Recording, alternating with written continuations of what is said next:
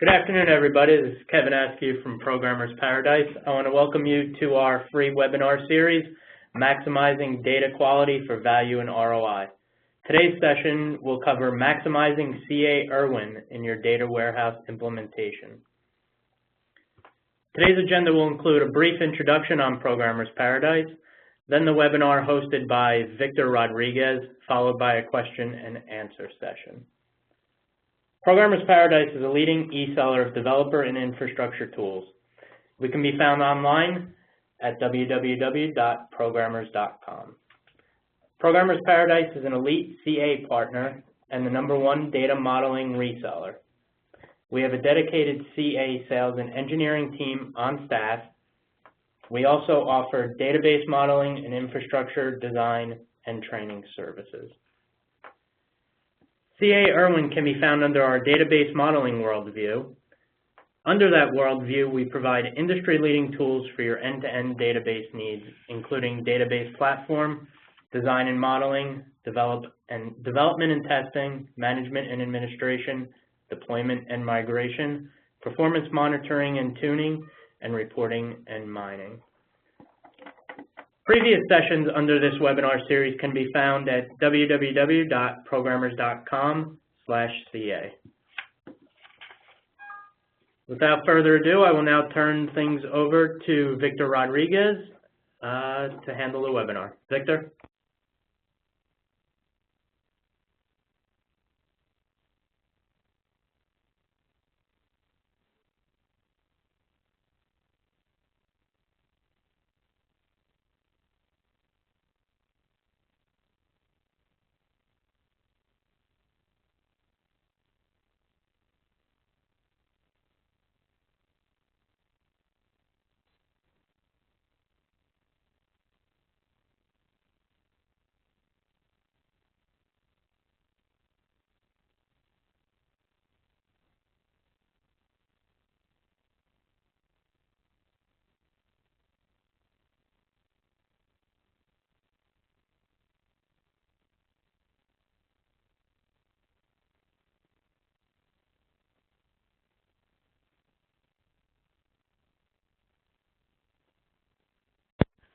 Hi, everybody. I'm sorry, you probably have been listening to silence there. We had our headsets going the wrong way, and I think everything's running smoothly now. I'm actually going to have some polls today, so hopefully we will be able to participate in those and have some fun with that if possible. If we have any issues with that, any technical issues, we should be able to get past that for the next for our next presentation. So to start things off, first of all, we'll be looking at maximizing ERwin in your data warehousing implementation. And we'll be covering quite a few topics today. To start things off, let's do a little house cleaning here. I wanted to put up some links here for people to participate. And what we have here is some bit.ly links. First of all, the ERwin R8 evaluation software. If you'd like to download the software, we've built some convenient links for you. If you're not familiar with using bit.ly, it is bit.ly followed by, in the first case of the first link there, it's ERwin R8 download, and that will allow you to download the ERwin R8 evaluation software. Now, the evaluation software actually is worth downloading because you can get up and running today. You do not need to uninstall your 7.3 software. You can get right up and going with 8. You can have both products running simultaneously. But more importantly is the fact that when you're ready to do your software upgrade, it simply is going to require a full license to unlock that fully. You do not need to have a separate install or anything. This is a change to the software. It's going to be much more convenient. But for all those reasons, I say why wait? Get familiar, dip your toes in, start playing with ERwin R8, and then of course you can always get the full version when those licenses become available later this week. These links will become available in a few ways. I'm actually going to post this presentation, these slides, if you want to share them or review them later. I'm going to be presenting them in our LinkedIn group using SlideShare, so these links will actually be live there, but I still wanted to introduce it. The next link I have there it's a much longer one. It's NYC Data Warehouse Conference 2011. And this is, and if you're in the tri-state area, I definitely recommend you attend. I'll be there, which is great, of course. I think so anyway. Donna Burbank will be there. They'll be talking about ERwin R8.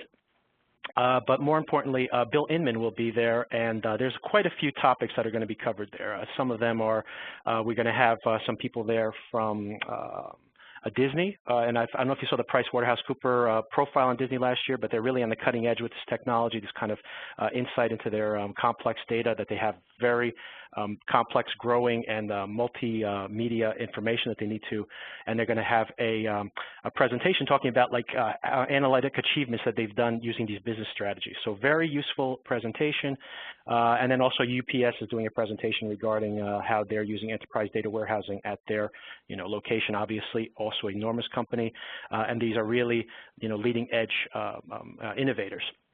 And of course, Bill Inman there is going to be talking about the future of data warehousing. So great material to be there. We'll be there. If you go to this link, we actually are sponsoring a happy hour afterwards too, so you get to mingle. So once again, if you're around New York, interested, then please follow that link. Lastly, we have an R8 getting started a webinar next week, actually, and I did want to promote that as well. It'll be a week from today, same time.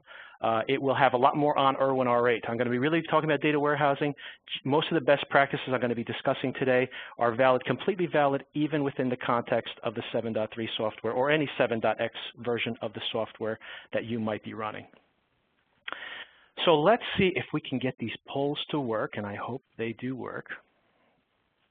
If you are, what we're going to do right now is we're going to turn on the first poll question, which should be asking you what version of ERwin you are currently running, and there it is. We should be seeing it. It should have popped up. If you are not seeing it, click that button, the little poll in the navigator towards the upper right area there.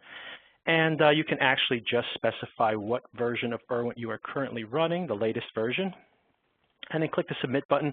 This is anonymous, so do not worry. We're not publishing this information. We just kind of want to make this participatory and see if, just kind of get a feel for what the users are currently using. So we're going to let that run just for a minute. I have included the links, by the way. You're still seeing those links down below. I figure, if you've already voted and you have nothing else to do, you may want to copy down those links before we get going with the rest of the presentation. Once again, those links will be available on the LinkedIn group. If you do want to find me on LinkedIn, our group anyway, just go to LinkedIn and do a search for maximum data modeling, spaces, maximum space data, space modeling, and you can find us easily, and all of this information will be posted there as well, including the slide presentation, by the way.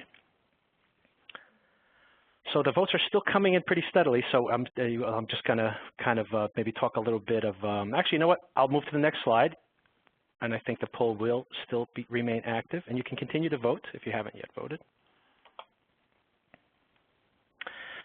So our agenda for today, house cleaning, which we just kind of covered right there. A little history. We're going to talk about the emergence of BI, why data warehousing is so important. Inman versus Kimball, and how that, what that gives us as far as, the differences in those philosophies, those paradigms.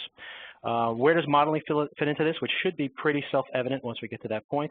The ERwin R8 best practices, which is going to be our demo, and that's going to probably take up the second half of the presentation, if not more. Available resources, a conclusion, and then not a bullet point here, but questions, of course, questions and answers at the end.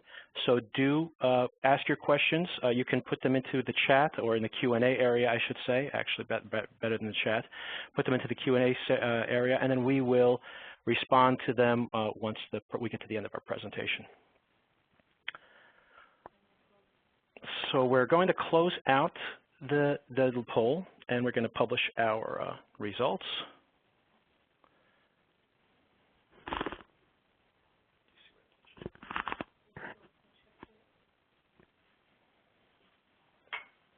Okay, we've closed out the poll, and we're just trying to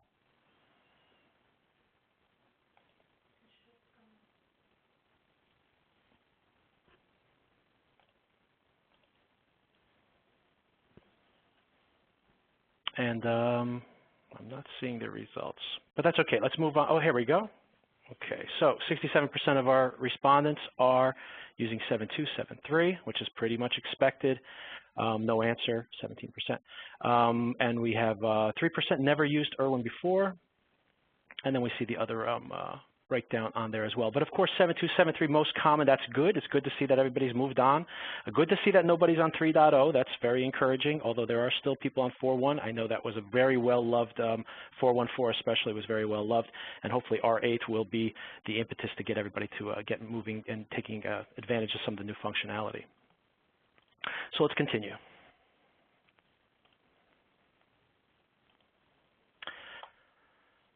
So data has been the lifeblood for modern businesses for many decades. Now computers have evolved due to greater, we have the cheaper storage capacity, greater storage capacity, faster processing, and now we have this emerging fast global networks and, even handheld devices, et cetera. This allows us to have very complex data mining. So how do we, but there's lots of complications to get from that to that point. So now another point is, of course, with the location-specific services, which is going to be the next big trend in data, we need to allow real-world fast processing, collection, analysis, and distribution of the data at a very quick level. So in addition to global corporations that have emerged, or I should say in addition, global corporations have emerged with teams that need to integrate their data across very large and disparate silos of locations geographically, and also business units that are not very well integrated. And then how do we leverage all that, create some transparency among these team members to allow them to maintain these application data with their data warehouse and to analyze this data in a productive way. So I have my second poll here, and we should open that momentarily. And the question is, how mature is your data warehouse process right now? So relatively mature, has it been around for over 3 years? Relatively immature, under 3 years. You're just currently integrating your systems, getting ready for implementation. Maybe you're just researching your data warehousing options. That should be data warehousing. Don't get confused with DM. Maybe you think it's a data mart or something. That should have been DW, data warehousing options. Option E there is that we have no plans at all for a data warehouse.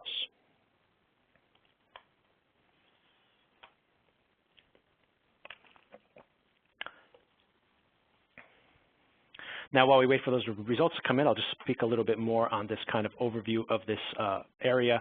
What we're going to be presenting today is kind of allowing some transparency between all these different levels of the company. This is really the focus of where data modeling has its power, and it's really what we're going to be reviewing over the course of the day.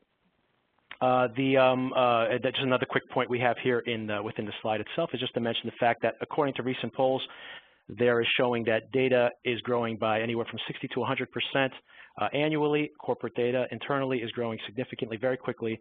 And with this, the onset of these new handheld devices, this idea of having location-based services, I would expect to see that data, that might be conservative, 60 to 100%. We might be seeing even more.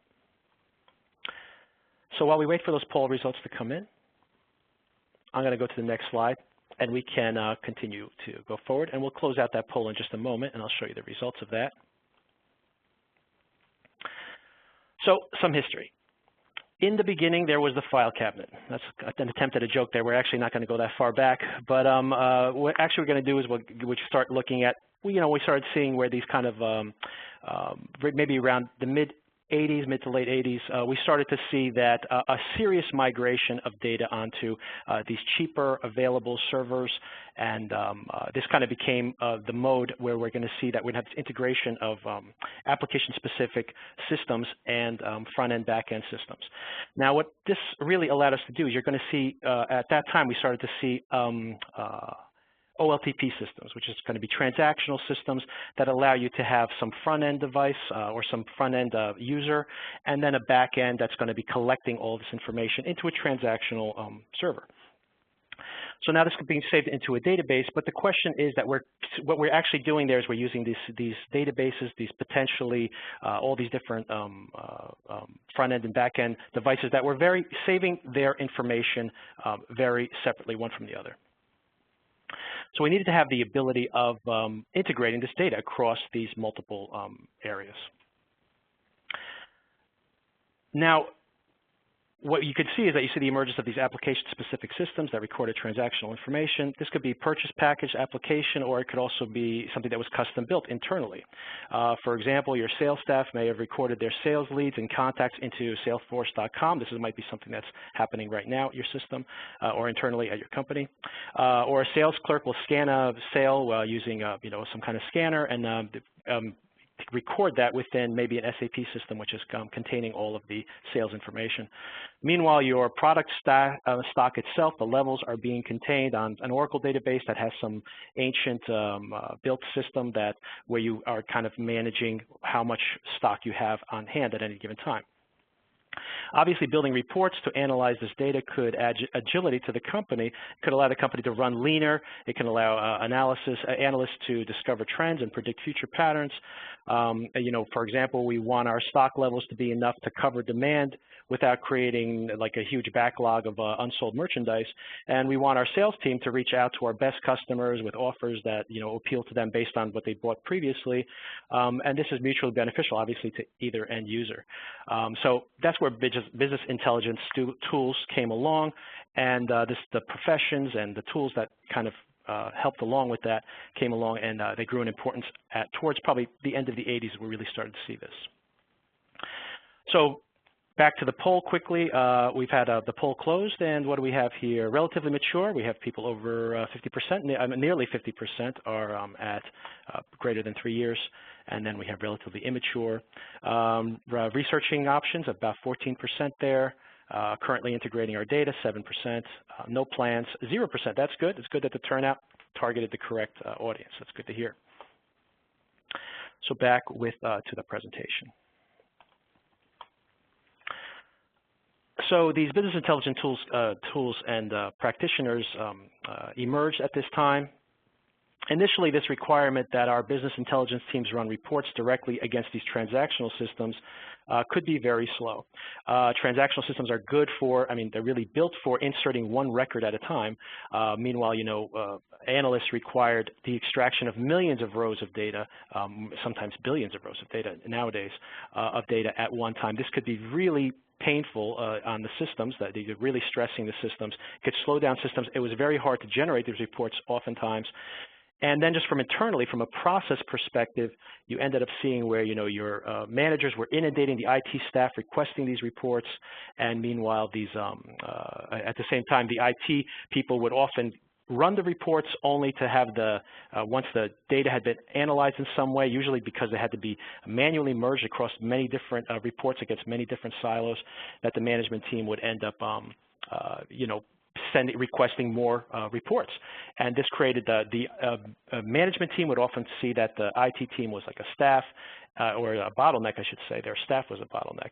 And meanwhile, the IT team would just kind of be inundated with these requests saying, like, why am I constantly having to run these reports? And meanwhile, this is all impacting our transactional systems. So this concept came up that we really needed to have some kind of analytical level of our data. So this led to the concept of data warehousing. So Inman versus Kimball, these are the two paradigms primarily that are often used. Sometimes there's a combination of these. But in very general terms, if anyone's ever been curious about the differentiation between the two of them, so we have these transactional systems. The data, what we're seeing here is we have our OLTP systems, our transactional systems. That's all the way to the left. They're going to go through some kind of ETL transformation. The ETL stands for extraction, transformation, and load. So this our data is going to be transformed from the OLTP systems to a data warehouse. This data warehouse, ideally, this is an Inman's model. In the ideal world, we're going to end up with a third normal form, a normalized data warehouse environment. That's where our data source information is going to land from all these OLTP systems. They will and then from that point, they will be transformed again, going through another ETL process, and they will reside in multiple data marts. Each one of those data marts will feed an OLAP cube. OLAP, for anyone curious about how that means, we're going to discuss this in more detail a little further down. But it stands for online analytical processing, and it usually describes a cube, which is basically, or a cube considered a cube because usually we're looking at 3 dimensions. So you think about 3 dimensions, you think about a cube. Although we now have hypercubes, or where you have 3, 4, 5 unlimited dimensions, depending on how you'd like to see that. But what we're doing is we're building an OLAP, we're building a cube concept, and what you really need to think about is, picture a cube as a stack of spreadsheets. So a spreadsheet is a 2-dimensional data. A cube is 3-dimensional. It allows you to look into, let's say we look at our customers and our purchase orders, but then over time. So that's our 3rd dimension, and it gives us more transparency into what we're dealing with. And it also allows us to see trends, past, future, et cetera. So each one of these data marts feeds the OLAP cube, and then then we have a reporting layer, which is extracting the data from the OLAP cube. So the main philosophy there, Inman's philosophy, is design everything first. It's top-down. The positives of that, it's easy to maintain, very tight integration, as you can see, that you're going to be building your OLAP, your data marts specifically to the OLAP systems. Your data warehouse is going to kind of feed all of this, so you're going to see a very tight integration. It's a very strong method that can be used to maintain the data warehouse. The negatives, it's a long ROI on that, and sometimes management doesn't like to hear that. It could take a very long time to actually successfully, create all these systems and integrate them so rigidly, which is another issue too. Sometimes people just feel it is too rigid a system. And of course we have Kimball, which is another variation on another data warehousing paradigm, and sometimes this gets contentious between the 2 groups, but in Kimball's model, what we have is we have our OLTP data sources. Those feed into data marts. These data marts are actually built depending on people's requirements. So it can be very agile. You build your data mart. These are 3rd normal form models that you're going to be designing to create physical implementations where you're going to land your OLTP system information into those marts. Those marts could be based on a particular project. It could be based geographically. It could be based just on convenience, for example. So it's a very flexible system. The transformation then occurs between the data marts and this, mythical data warehouse denormalized star schema. And that's where the information is going to exist. And the star schema basically is a modeling concept that allows you to create dimensions and fact tables, which basically model what we're going to extract as OLAP information. So we have our OLAP cube, and then that cube is going to feed our reporting layer. So benefits, negatives here. First of all, this is, just from a very high level conceptually, it's a bottom-up approach. We integrate as needed, so it's, can be a little more agile. The pros, it's fast to build. It's quick return on investment. It's very nimble. The cons is that realistically from a very high level enterprise level, if the enterprise gets really enormous, it's very hard to truly maintain it in a really solid implementation. What ends up happening is you're going to very oftentimes end up with multiple data warehouses, which is maybe not the goal that you really want. And there's often a lot of redundancy in your environment. And it's also it can be very difficult to integrate your data marts. So where does modeling fit in? Hopefully from the graphics that we just saw, it becomes pretty clear. We have, many different audiences. And let me quickly just point out that this infographic actually comes from the ERwin.com website, and it really has nothing to do with data warehousing, not specifically anyway, but it really does touch on, exactly what we're talking about. We have multiple business units. We have multiple databases on our OLTP side of things. We have BI tools, ETL tools, ERP systems, other modeling tools that might be used, even spreadsheets. And of course, many different users. We have DBAs, we have the people who are maintaining our data, we also have people who are developing the applications, and of course, the business analysis team as well. Now, I do have one more poll question for you, and this poll question is, what is your data warehouse design? Is it an Inman design? Is it a Kimball design? Combination of both, you don't know, or you don't have a data warehouse. So we'll let that run for a few minutes. And we're almost ready to start the ERwin R8 demonstration.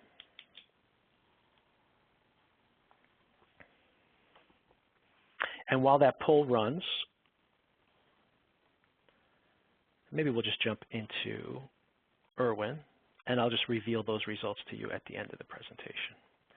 Rather than making you all wait, the suspense is killing you to see R8, I'm sure.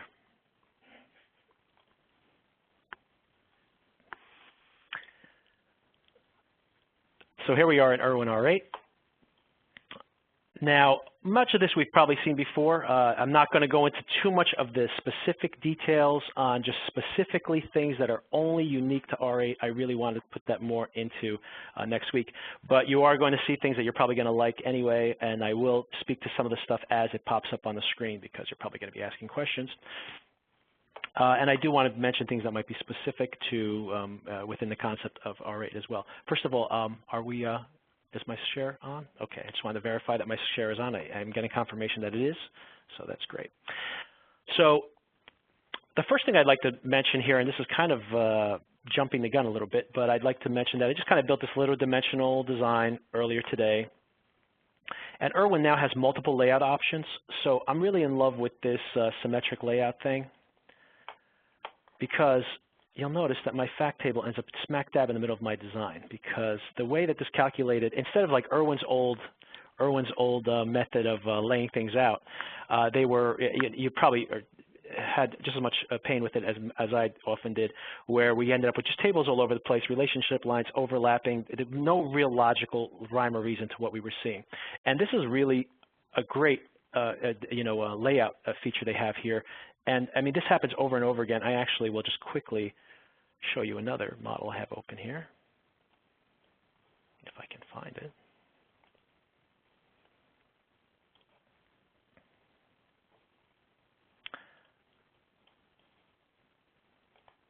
I just have a J.D. Edwards model here that for some reason on my screen share is not appearing.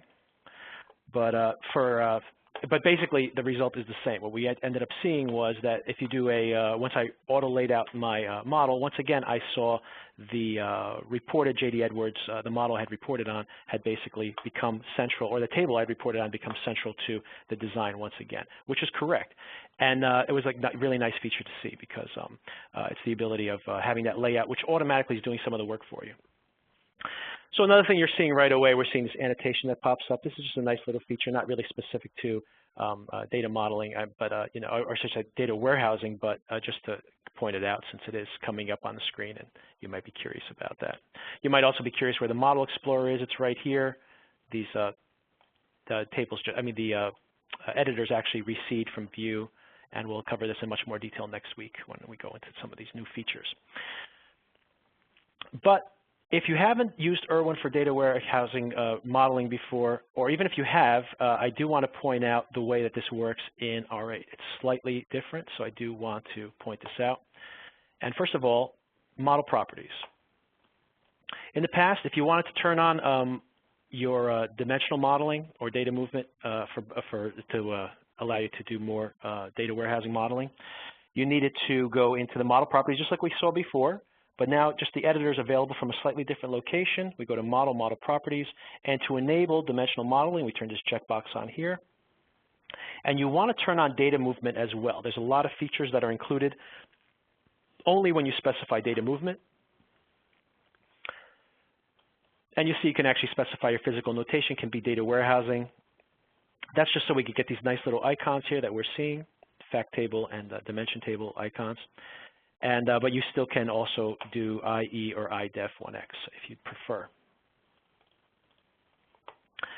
Another thing I like about R8 is that now we still build objects based on subject areas, but you now have what's considered, rather than having stored displays like we saw before, where stored displays were really very dependent on subject areas, you actually now have the ability of creating diagrams, and these diagrams could be very, very different from one to the other. I'm actually going to navigate around this model using another new feature in R8, which is this overview editor here, and I'm just going to use it to navigate around the model. It's another nice little feature within the software. You see you can zoom in and zoom out by changing this box here, and I can actually move around my design. But within the design itself, I can actually put this back. within the design itself, this physical design, we are now seeing, a similar layout to what we saw before. I'm actually using an orthogonal layout here. There are 5 different layout options. And but what we're seeing here is really just this would probably be more useful to like our database team. But there's a few nice features here. One is the ability of having these completely different themes, and that's actually what they're called. You can actually build a theme that has a particular behavior. You could apply it to one diagram, but then not to another diagram. Like the relationship lines could have different behaviors here. The colors, you can create different fill rules for different types of objects. Like you could potentially create a different color for fact tables. That way you can identify them quickly. But then you could also have this very simple layout here to make it more easier to read for someone who's like just looking for like table definitions. And another point you'll see as well is you'll notice that this grid-like display of the tables, that as you add new things in the past, if you had added new properties to your display, you probably ended up seeing these really long lines and these rows of information. They were all bunched together. They were very hard to read, to differentiate one from the other. And as you added more and more values, it's very hard to read what was actually being presented. So you had to kind of make them pretty limited. Now you have the ability of, and you don't have to display it this way, by the way, it's a choice you can make in the design, that you can actually include this graphical display. So by having this column display that we're seeing here, you actually have one column specifically for your column names, another column for your data types, another column for like your domain type. In this case, they're all default, they're all char 18. I didn't really make a lot of design changes there. Your null or not null option, and of course, whether something's a foreign key, and anything else you might turn on. You might want to see your alternate keys. You might want to see your primary key designation, etc. So it's nice to have that differentiation. It's nice to have this tabular view. The next thing I wanted to point out was another really a very important best practice is that everybody should be reverse engineering everything. Oftentimes it's forgotten. You might be using ERwin to reverse engineer or maintain your Oracle environments, but ERwin does a lot more than that.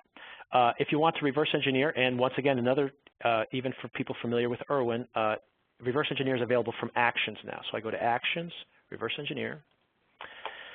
And of course, for people who have been using ERwin for a while, you know that you can create physical or logical physical models. But for the context of a data warehouse environment, you can reverse engineer many, many different OLTP systems. SQL Server, Sybase, DB2, you'll see that we actually have a lot of DB2 support now, LUW, ZOS, all supported versions are all available there, Informix, MySQL. And this is another overlooked feature here, this ODBC generic option. You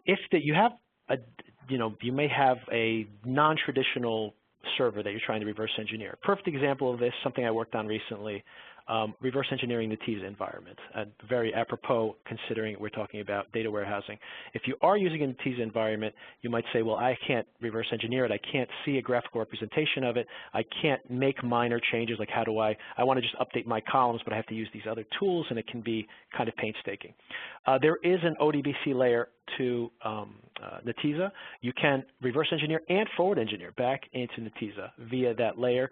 So specify ODBC generic, connect to your Netezza ODBC client, reverse engineer it, make changes, push them back in. So it's nice. It's not going to support all the Netezza features. A lot of the syntax is pretty straightforward, add columns, add tables, change data types, etc. But for the most part, that's probably going to get you 80% of the way there, maybe more.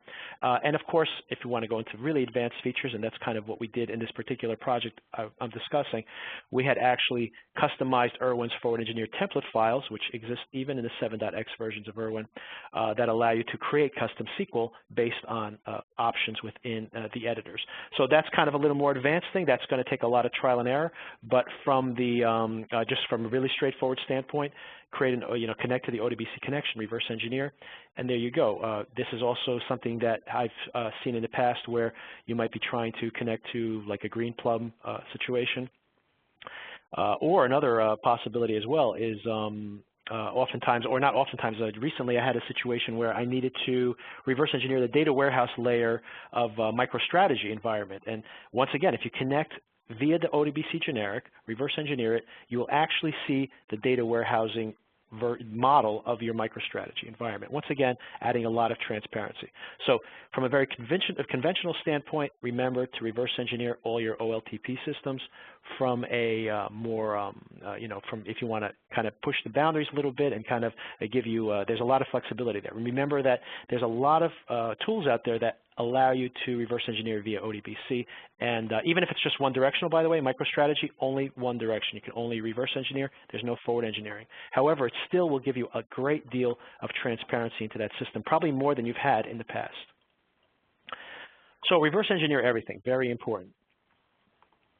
Another point is, remember, and I think most people still are not aware of this feature, which surprises me, every version of ERwin, right out of the box, there's no separate license required, there's no additional requirements, software, tools of any kind. Right out of the box, if you do a file, there's an import and export option, which will just pop up in a minute. It's a meta integration bridge, and here it is. And you can actually create ERwin models from all of these different repository, or not repository, I should say, from all these different file versions. MicroStrategy is actually listed here if you want access to the more like semantic layer of MicroStrategy. You have the Cognos tools are supported here, InfoSphere, it's the SQL Server tools, just standard XML, by the way. What else is here? Just CWM, XML, UML, you name it. I mean, you have, Toledo, something that's kind of just emerging. You can actually open ERwin 414 models if you happen to have them laying around. You can actually open them through here if you've had problems. You can even open ERwin 3.x models if you have them laying around and you want some kind of migration path. What else was I going to point out here? Oracle Designer, etc. SAS tools, just a whole bunch of stuff here. And it's bidirectional. It's a really powerful tool in the fact that you can actually, for example, import your definitions, your metadata definitions from your other tools, import them in, that creates a new ERwin diagram. Once you have that ERwin diagram, I'm going to speak to this in just another moment, but you're going to actually be able to have multiple ERwin diagrams. You're going to be building all of these, and you can actually link them one to the other. And I'll discuss that in a little more detail in just a moment. But not only are you able to build ERwin diagrams from this metadata, maybe you've built these ERwin diagrams and now you actually want to export this to your ETL team, to your BI staff, and you need to, they want to have access to this because they're using the same types of metadata. So if that's the case, then there's no reason to build a giant spreadsheet, send it to them and have them manually do it, export it in the properly, the format that the tool will accept, and then have them import it that way.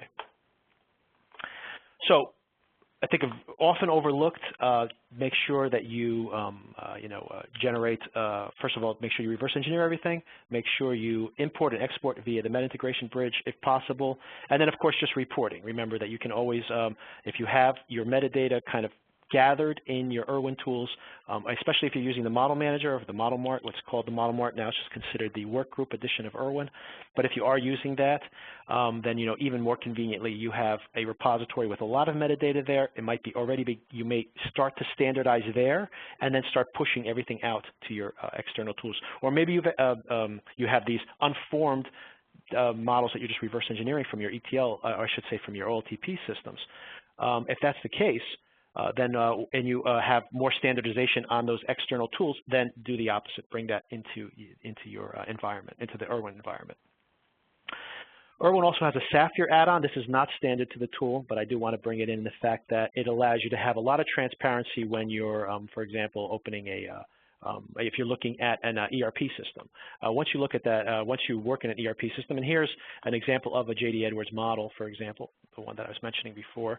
And using the SAP Your extraction, not only can you create subject areas based on specific analysis done within that tool, but when you actually open it in ERwin, you'll notice that, for example, we see our physical names here in the physical model.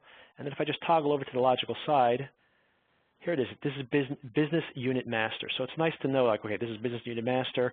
This is something you can report on. This is something you can show your business team. And then you can just toggle over to the physical side. And of course, there you have the actual physical names, these names that are very hard to decipher, basically. I'm just zooming in here so we can get a better idea of how this J.D. Edwards system looks. So once again, on the physical side versus on the logical side. So using SAP, a very powerful tool as well. Even if you manually do this, you might just have a report, and I have on my blog, I have a entry there basically explaining how you can actually do this even manually. You go from a physical implementation to a logical. If you have a spreadsheet, it's all you need. You can build the two. But of course, if you use a SAP Your tool, not only is it going to do this for you, it's going to allow you to do analysis before you generate your diagrams, and it's also going to bring in these relationships, primary key indexes, etc. So that's an option. It's an add-in. It's not right out of the box, but just something to keep in the back of your mind if you do have to do a lot of integration with any kind of ERP system. Very useful. Not just J.D. Edwards, also SAP, PeopleSoft, formerly PeopleSoft, the Oracle tools as well. So next point to make here, and we're doing okay on time. I think we're good. The next point I wanted to make is that linking models. So another key tool within the ERwin software itself, and once again, right out of the box, just standard to the software, is the ability of deriving one model to another, this concept of design layers. You want to derive one model from another, so let's say that we have created a data warehouse that contains multiple schemas. And we have a team that's only working on one set of schema. We can actually create a subject area, let's say, around that schema or a diagram. And then we can actually do a tool, use the derive model, if I remember where it is in my tools menu here.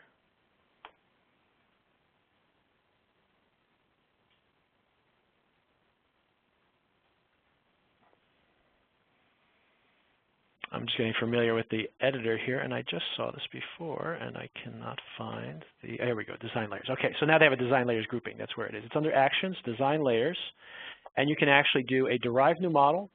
You can split a model, split model, pretty straightforward. You split a logical model into a logical and physical. What are the advantages of splitting a logical physical model into two models? Obviously, a logical design, physical design can be significantly different. If you split the two apart, you allow your logical team to do the logical changes, physical team to maintain the physical. But what's important, and this is the key with the key feature of design layers in the software, is the ability that the tool itself maintains the relationship between them. So if you've significantly modified your logical model versus your physical, and now you want to do an integration in the future, if you use the sync with model source at any time, and that's grayed out here because I don't actually have a model source, but if you split two models apart, when you do a synchronization in the future, it'll remember the legacy of that object. It'll remember that that object was originally called a different name. So you don't have to say, oh, I renamed that column and now I don't remember where it was, or I deleted it from a table, and is that the same column or not? You would know that because the model is going to maintain that relationship. So splitting a model apart, there's obviously advantages of that. Deriving new models. You can derive any model type to any other model type. So if you have a logical model, you can make a logical physical model. If you have a logical model, you can make multiple physical models, maybe an Oracle representation, maybe a SQL Server representation, etc. And then adding a model source. Adding a model source is pretty straightforward. What you do there is you take an empty model, you add a model source to it, and it brings everything that was in the other model. That may seem like overkill, but not anymore in R8, by the way. You no longer have to have a main subject area in R8. Anybody who's used ERwin before, you always had that main subject area. So if you built like 15 schemas, even though you wanted to have the shared objects, but you didn't want to see them all at once, you always had that massive main subject area, which was so hard to navigate, but it also made your models large and slow. No longer, you don't have to have it anymore. You can build your diagrams as you need them. So you could actually do add model source, bring in hundreds and hundreds of models, tables at once, and then build just a subset of those objects. I will show you how to do that in next week's demo. I don't want to go off on that too much, but I just kind of keep in the back of your mind when you're thinking about data warehousing that you can have a lot more objects within a single model than you're actually going to use at any given time, because you can just kind of build them as you need them, then derive models, derive a smaller subset of that model as you need it. So you'd have your giant model, thousands of system tables. You you create a subject area with the 25 or 30 tables that you're concerned with, derive a model from that, share it with the team that needs to be focused on that schema. So add model source brings everything. And another really, really powerful tool and I have another webinar on this, so you can look that up if you want more information on that, but linking with the model source. The power of linking models is the ability of saying this data in this table, in this database, represents a completely different set of data in this table. There's no relationship in them. You have two completely independent models. What you do is you use the link models. Those two models will come up in the complete compare dialog you're familiar with. You can actually say, okay, this table aligns with this table, this column aligns with this column, this domain aligns with this domain.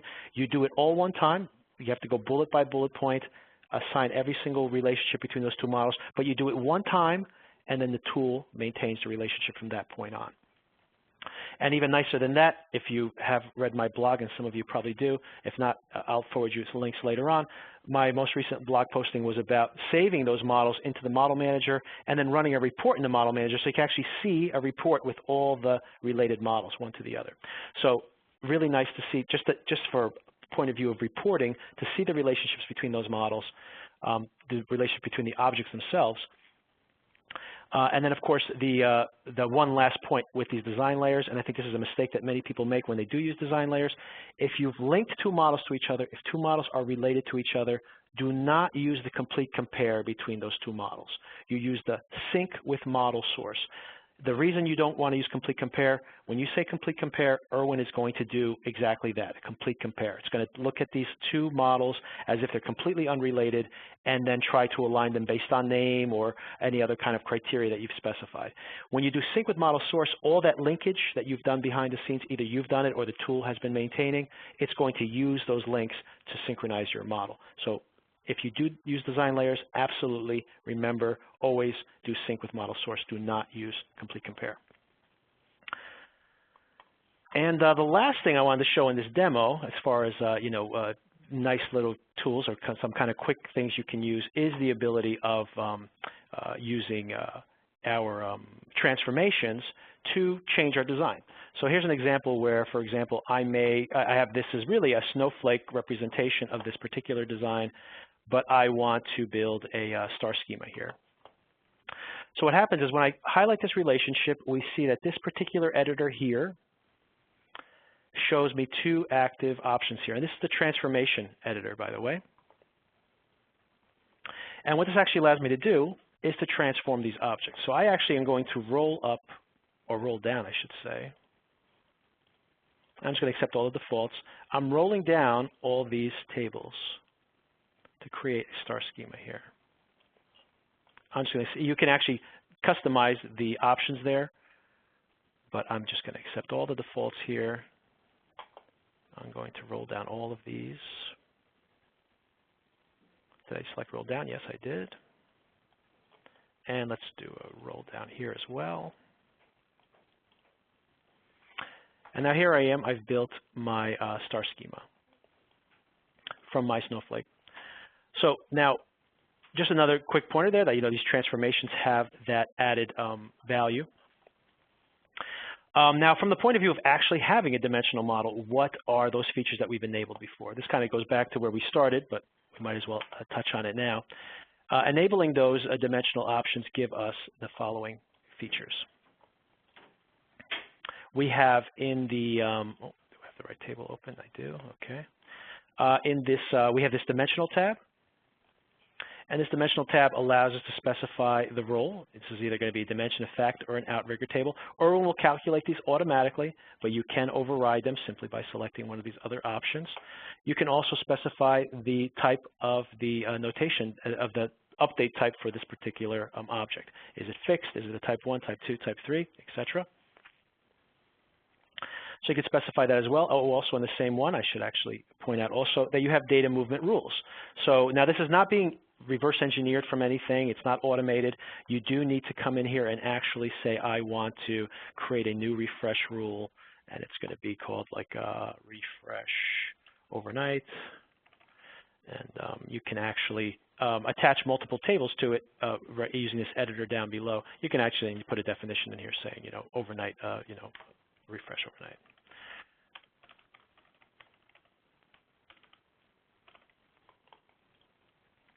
but you actually have the ability of attaching it to multiple tables. You can attach them to multiple tables within the refresh editor itself, or just select them from a pull-down menu here. And now, once again, this is just for documentation purposes. It doesn't automatically get reverse engineered or anything, even if you have it defined in some other metadata layer. But just the fact that you can run reports on this in the future, or just for documentation purposes, if you have to push this information out to another team, obviously very useful information. And if you have ever used these features before, one last thing is at the column level is, of course, the ability of creating data sources. So actually, let me go to my store dimension, because I already have a data source attached here. Oops, I want to go into my column editor, I should say, and go data sources. And this is available once you have dimensioning data movement enabled at the model level. This will this particular tab exists in your for all of your columns. And what this allows you to do is to actually add data sources to a particular column. And what that data source actually is, it can be very rigid in case, like if you're using DB2's data warehousing tools, this actually, the nomenclature defined here is actually exactly how it's going to look in the within that environment. But the if you're not, you can actually just use this. Let me actually create a new data source here.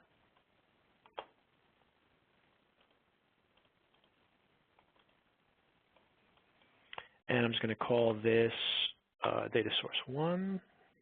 Let's call it DS1. You can specify your source system, your host system, etc. You can specify your data movement table will populate here. You can actually populate this from a CSV file if you wanted to, but more powerfully is the ability of importing from an existing model. So I'm actually going to import from this eMovies R8 version of the eMovies model. And once again, we're going to see very similar to what we've seen before, the complete compare dialog, which is just going to be more and more used as we progress throughout the tool. I'm going to include the store table and employee table. I'm going to hit finish. And so now I have these two tables added here to my data source. You can put more details in here if you want to specify what the source DBMS is, etc. But for actually, it's not necessary in the purposes here. And then I can actually go to the existing options here. And let's say, for example, for this particular column, this is geography ID, I want to include the store address, store state, zip code, etc. And for store ID, I want to include store number.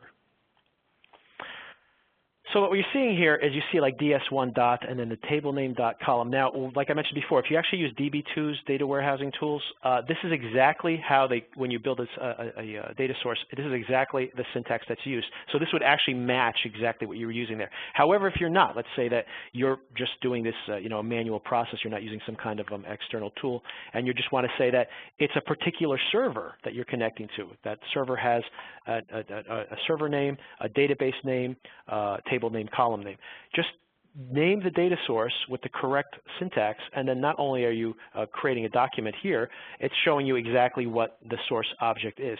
And then, of course, you can enter text here, and this text can be, for example, the transformation rules for integrating multiple columns. Like, for example, when we go back to our the geography ID here, we may have put in like state number, etc. Like if we had an address, this would have been more valid if we had like address here. But you might have had to transform these three columns by concatenating them into a longer address.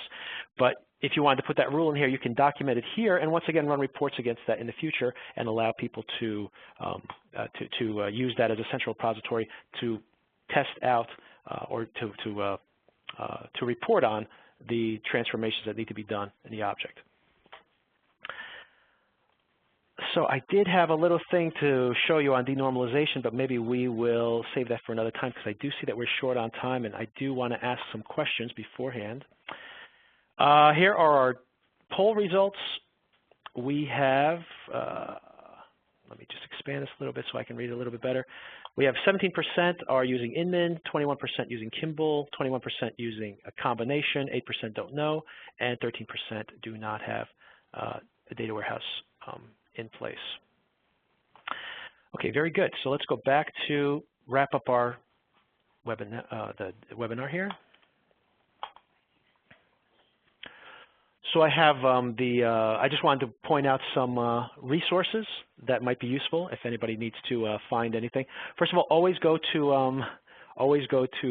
YouTube. I find it very useful for finding information. ERwin has launched its own YouTube channel. I'm going to be launching our own YouTube channel shortly, and maybe some of that information I wanted to show you, I'll show you there. Also, there's ERwin.com, of course. If you haven't been to ERwin.com, definitely go to ERwin.com. There's a data warehousing white paper there. There's also, if you go to the tips and tricks section, there are multiple tips and tricks that we're showing you how to step-by-step integrate your transformation rules from Microsoft environment, particular implementation, to into an ERwin diagram, how to share that information back and forth. There are blogs there, professional blogs, not only blogs on the ERwin page, which are very good actually, but you have like Steve. I should say I can't remember his name right now, but Mr. McKnight and Steve Hoberman and a few others that very good thought leaders in the field that for data modeling, but also data warehousing. Very good information there. And iTunes University. If you're not using iTunes University, you really should. It basically, you can go to iTunes University, do a search on any particular subject, and you get a whole catalog of classes that are available there. Most of them are from, MIT has a whole course load on there that basically has the tests, the curriculum, sample, the presentation, sample code, everything. So it's a really nice resource to have. It's all free. It doesn't cost you anything at all. So good available free resources. I suggest, definitely good ways of keeping ahead of the curve. Also you can go on Twitter and just start talking to other, people are very willing to share information out there. Go out on Twitter and start conversations with some of these people like William McKnight and some of the other people who are out there. You can learn from the pros, basically. So in conclusion, very quickly, building a data warehouse process can give you greater transparency to your corporate data, and you really need to sell this that it is a process. A data warehouse, it's not just a bunch of databases and tables. That integration process, the growth of that data, it needs to be constantly evolving. So you do need to know that you're going to see a quick ROI if you do everything correctly. Know where you're starting, but I just kind of want to draw out the point that it is a process. It's not going to be like something that you're going to see right out of the box. So, you got to let everybody know that going into it, but then you're going to see huge benefit in the future. And really, data warehousing is required to allow our enterprise to predict and adapt to business needs. Even when you look at like MDM and these kind of emerging technologies, you still need to really, a data warehouse is probably just going to be the first step in that process. Or even if you skip a data warehouse, you're going to go straight to MDM, you still are going to need all of these basic concepts in place. So you still need to do design layers, you still need to understand how these components are all speaking to each other. And regardless of your implementation and design, we need to be able to have that, manage those systems and have a common tool to do so, and that's where data modeling software can do that for you. So with that, you can contact me. You can contact ca.erwin@programmers.com. My blog, Maximum Data Modeling, one word, .blogspot.com. I'm on Twitter, Max Data Modeling. Twitter doesn't allow longer names, so it's just Max Data Modeling. And LinkedIn groups, if you can't read that URL, just look for Maximum Space Data Space Modeling on LinkedIn, and you'll find my group. And that wraps it up for me. I'm sorry, I think that I probably spoke a little quickly there, but I was trying to cover a lot of ground. So I hope that was informative, but if anyone has any questions. Oh, okay, I'm just gonna put everybody on hold for just one moment, and then we're going to read the questions.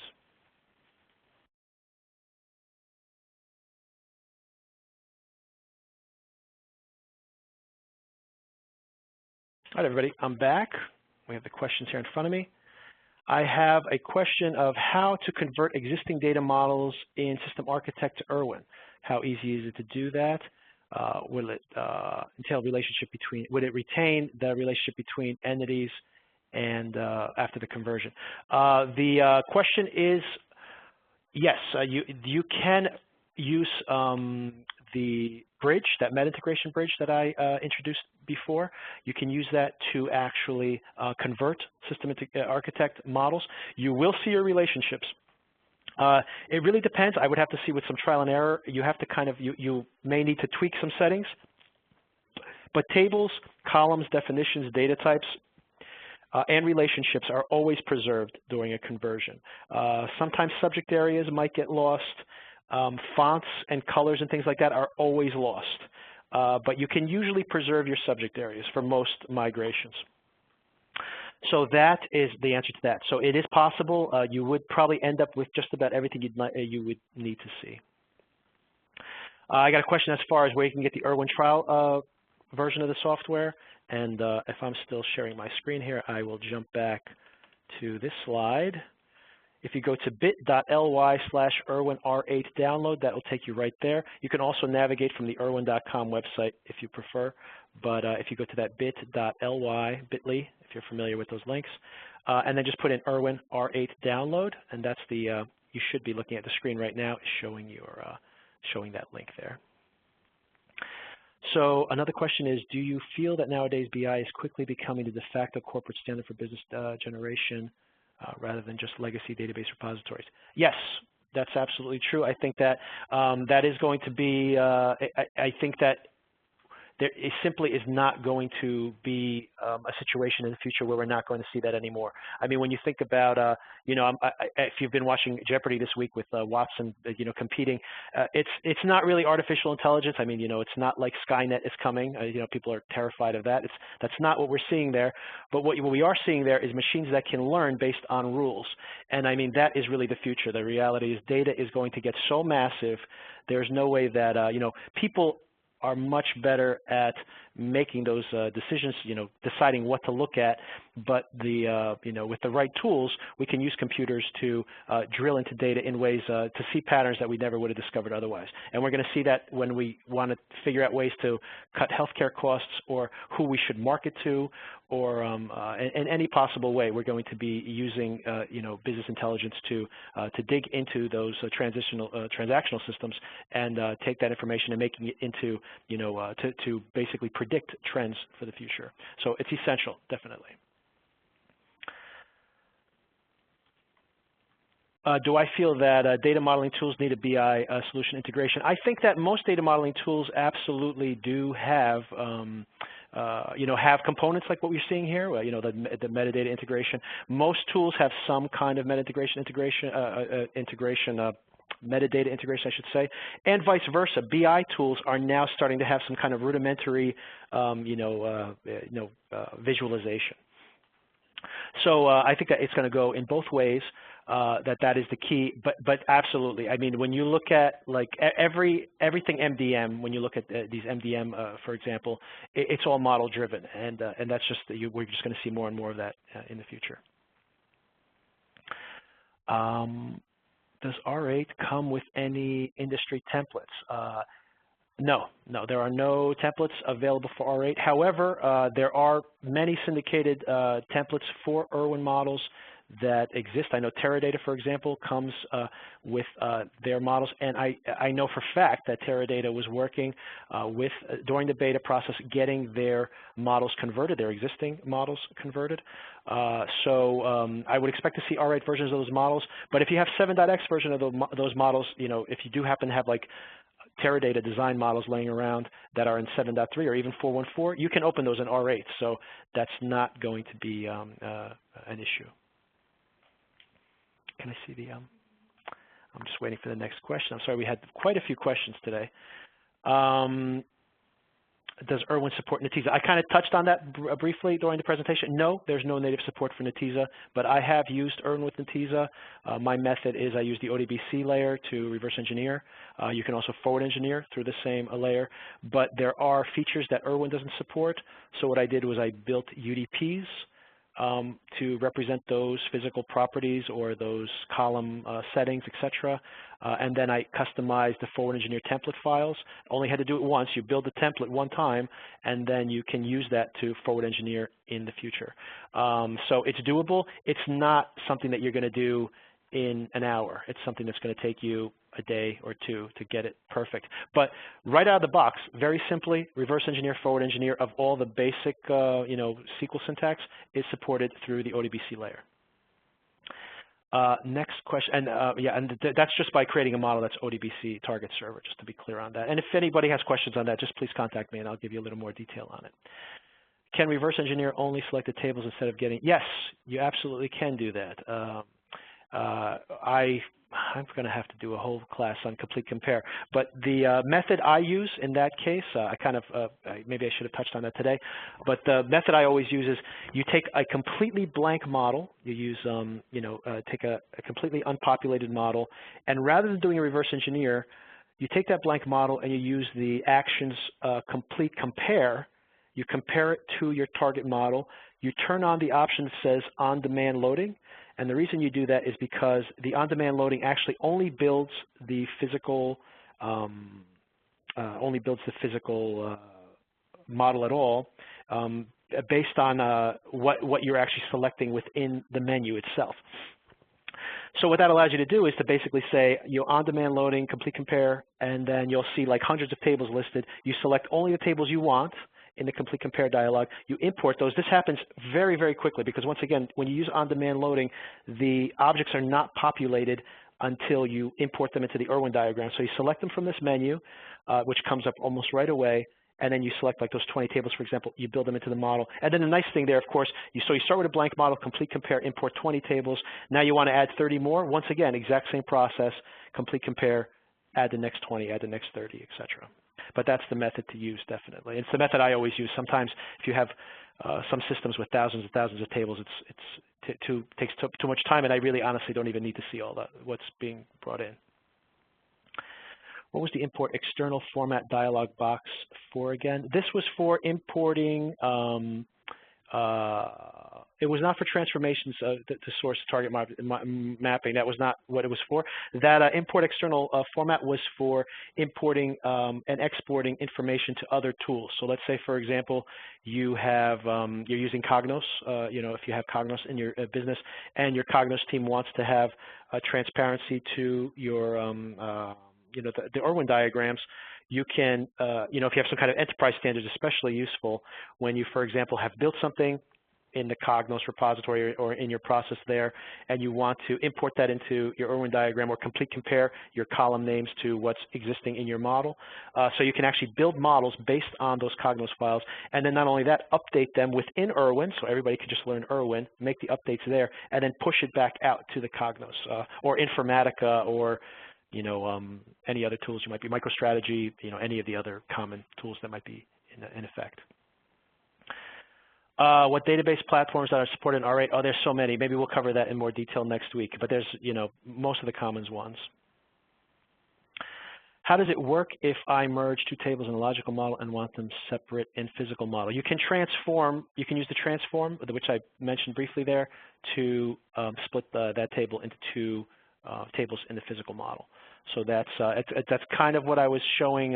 Basically, that process I described where you were actually taking your, we're actually doing that. We're creating a star schema from the snowflake, and we're rolling them up. You can do the opposite too. You can like roll a table down, break it up into multiple tables. You can have them two separated tables from each other, or you can have them as two related tables. But that's the method I would use. But it is doable. That's what those transforms are for. What database? Okay, I answered that one. How do you integrate export with Informatica ETL Power Center? Power Center is not available in 7.3, I don't believe, but it has been added for R8. So that's the so that's something that you will expect to see in the next one, in that next release if you have it on your installed. Let's just take two more here. I'm sorry, I mean, we're running out of time, so let me just pick a couple here. We do have many, many questions. Can you merge multiple data models into one file? Absolutely, you can. Yes, even if you have shared objects, if you link models or if you add model sources, you actually will be able to merge them. Those objects will merge during the when you merge the models together. So yes, it's a very powerful tool. I, for example, just quickly speaking to that question in more detail, I took, for example, multiple universes in business objects models and then our business object universes, and then I imported them all using the meta integration bridge. And then what you do is you actually build subject areas based on those, and you end up with one large, merged universe of all of them. And let's just do one more question. Let me pick a good one here. Can you run R8 and 7? I did speak to that. Yes, you can have them both. Models, oh, hold on a second. Now, there is a little more detail there. Someone says with 7.x.